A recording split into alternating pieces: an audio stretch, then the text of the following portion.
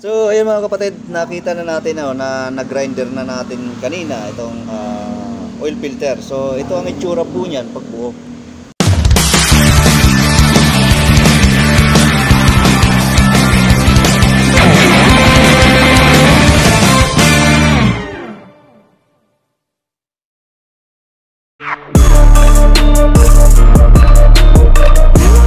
So yun mga kapatid, ipapasilip natin sa inyo ngayon ang loob ng ating oil filter ng ating motor. Yan. Oil filter na Israel na 150Q, 150Fi at ng 150P. So kasi may nagsasabi na hindi naman daw to washable. No? So titingnan natin, kagaya na sinabi ko sa inyo, papakita ko sa inyo yung loob. Puntahan natin yan mga kapatid. Let's go!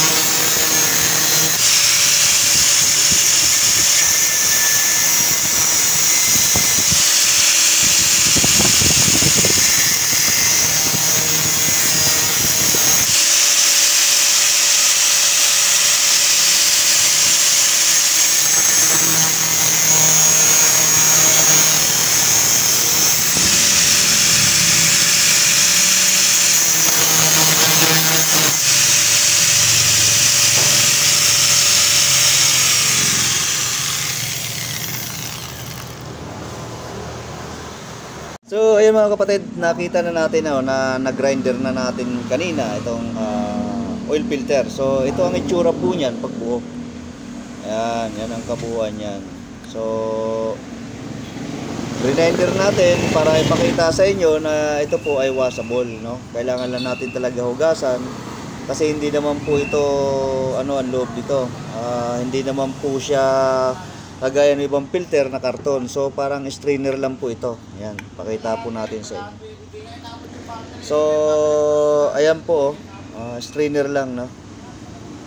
So need talaga natin siya hugasan ng gasolina para mas matanggal to. So hindi siya masisira kahit hugas-hugasan lang natin. Basta ang ihugas natin is gasolina, tapos bugahan naman natin ng hangin. Kahit tingin ko kahit mga ilang beses pa pwede natin magamit to, basta lagi lang natin nalilinis. Kada palit natin ng langis is rin natin hugasan. Kasi kung hindi natin siya hugasan is mapupuno ito ng dumi. Kagaya nito is mga lang naman to na gamit. Pang-apat na change oil, yan. Nagpapalit na tayo. So yun ang required natin. Pero since nabuksan natin siya, so may possible na pwede tayong kahit lumagpas tayo ng mga ilang change oil pa, kasi nga malinis naman, lalo kung lagi natin nauugali na nililinisan ng ating oil filter kung kada palit natin ng langis. Kasi mayroon pong iba dyan na may nag-update niya sa akin, 1 taon na hindi pa nagpapalit ng filter, pero hindi pa rin niya nalilinis.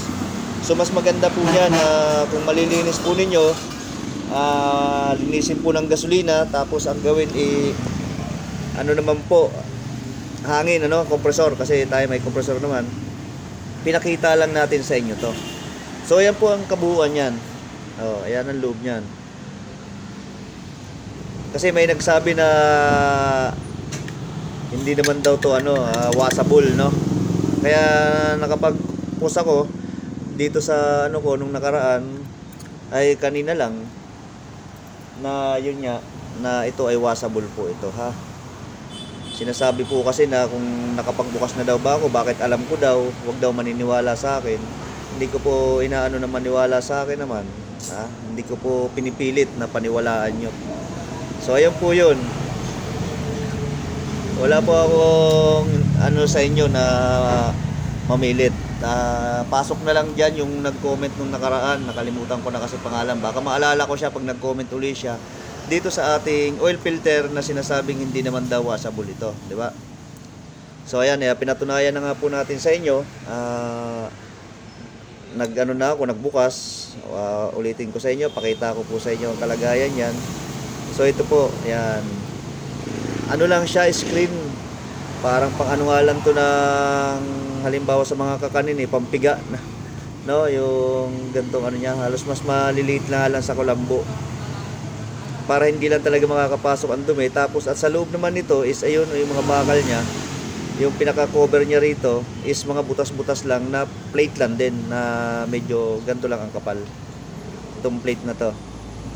At kung sasabihin natin na magbabara, hindi po. Kasi kagaya nga nito is nagpapalit naman tayo. Na-advise naman natin ng ating mga kapatid na user ng Easy Ride na mga 150Q, 150Fi, 150P.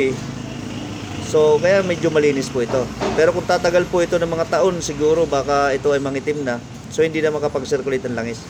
Now hindi na magumana yung ating filter. Pero since na nalilinisan, gagana pa siya o hindi naman masisira ang ating mga unit. So yun, sana makita po ninyo ang kalagayan ng loob ng ating oil filter, ano? So ito may ano siya, may o-ring dito sa loob. Pero hindi naman natin kailangan buksan yan, nasa loob na po yan. Tapos ang kalagayan naman nito is pailalim naman tong ito. So, kagaya nito mga kapatid, may mga kaunti-kaunti na siyang mga, pinapakita ko muna sa inyo. Mga kaunti na siya, mga dumi-dumi sa loob. So kung hindi malilinis to, may tendency na pupunta na dito sa ating pinaka-filter. Ito naman kasi cover lang naman siya, di ba? Ito talaga yung nagsasala dyan. Ito ay cover lang para may mailagay lang tayo doon sa loob ng ating makina. So ayan, may mga stain na, may mga dumi-dumi na sa loob. Ayan, ganyan yan. So yan po ang mga makukuha na dumi sa ating makina, yung mga ribaba niya, yung mga nagagasgas ng mga bakal-bakal doon sa ating makina mismo. So dito po yun napupunta. Kaya need talaga natin siya na linisin ng gasolina once na kayo po ay magpapa-change oil. So para rin po yun sa ano ng inyong engine sa para tumagal, no? Eh makapal nga doon sa banda doon sa loob eh. Medyo ano siya, medyo madami-dami. Pero ito ay pinagpalitan na kaya binaklas ko to. So yun mga kapatid, sana may natutunan po kayo dito sa ating kaunting kaalaman tungkol dito sa ating oil filter, ano. Ayan, babalik ko na po uli siya para matakpan na uli natin. Yan, ganyan lang yan. So may mga, at least mayroon na tayo ngayon ipapakita sa mga nagsasabi na hindi po ito washable, ha. May nagsabi kasi kaya nakapagawa lang ako ng content nito na ito naman daw ay hindi washable. Bakit daw ba? Nakita ko na daw ba yung loob nito. So yun po kasi ay kung anong advice lang din naman sa amin, sa mga mekaniko ng Motorstar, ng ano rin ng Motorstar natin sa planta o sa ang advice nila na palitan talaga pang-apat na change oil, di ba? So yun din po ang kailangan namin sabihin sa mga customer o sa mga user ng Easy Ride 150Fi, 150Q. Pero ngayon nalaman natin, so basta kailangan lang po natin linisin, kahit lumagpas po tayo siguro, no? Kung tayo ay wala namang pambili kasi medyo mahal din po siya. So yun po, maraming salamat mga kapatid, at sana po may nakuha kayo kaunting kaalaman dito sa aking channel.